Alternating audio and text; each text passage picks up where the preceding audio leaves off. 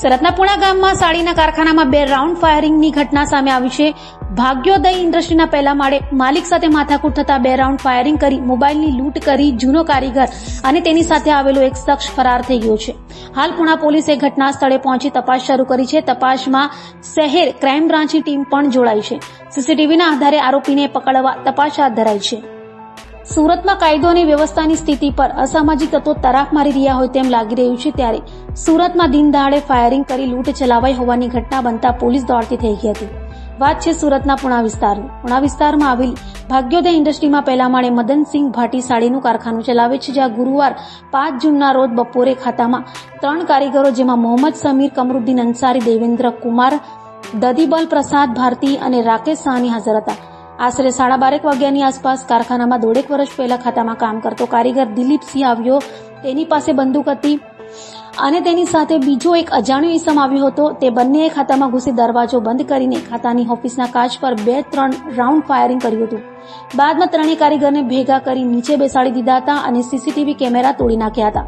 ત્યારબાદ અપશબ્दों કઈ જણાવ્યું હતું કે આપકો ખાતે में काम करने के लिए मना किया था, फिर भी यह खाते में काम क्यों कर रहे हो તેમ ડરાવી ધમકાવી બહાર નહીં જાના હૈ તેમ કહી ત્રણેય કારીગરને તમાચા માર્યા હતા. ત્યારબાદ કારીગરોના મોબાઈલ ફોન અને 10,000થી વધુની રોકડની લૂંટ કરી વાપસ કામ કરને આયો તો જાન સે માર દેંગે તેવી ધમકી આપીને જતા રહ્યા હતા.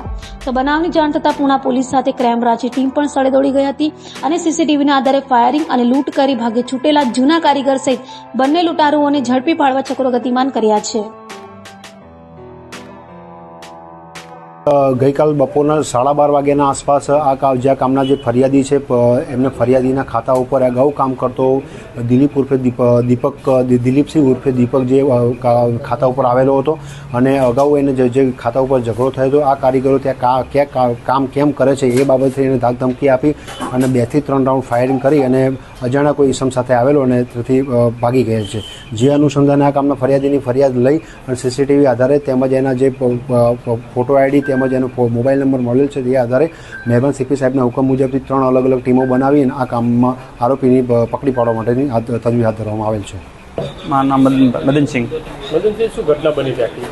શું કરે અહીંયા હું માર્કેટ તો ત્યાં પાછળથી કોઈ 2 અંજાણ્યા શખ્સ આવ્યા એટલે કારીગરોને ધમકાયા, કારીગરોને માર્યા और કારીગરો પાસે પૈસા લીધા और મોબાઈલ પણ લઈ લીધો અને પછી કારીગરોને ધમકાયા, માર્યા, પીટ્યા, પછી 2 ફાયરિંગ કીધા અને પછી કારીગરોને ધમકી આપી કે તમારે અહીંયા કામ નહીં કરવાનું અને પછી પાછો કારીગરને એમ કહીને ગયો કે તમારા શેઠને કહી દીધું કે 10 લાખ રૂપિયા રાખે, હું અઠવાડિયે પાછો આવું છું. કેટલા રાઉન્ડ ફાયરિંગ કર્યું અને કોઈને માર્યા? ના, માર્યા તો કારીગરોને થાપાથડી કરી, બાકી 2 ફાયરિંગ કીધા. આમ શું લૂંટ ચલાવી? લૂંટ મોબાઈલ લઈ ગયા 2 और કારીગરો પાસે પૈસા લઈ ગયા. કોણ છે તમને શું લાગે છે?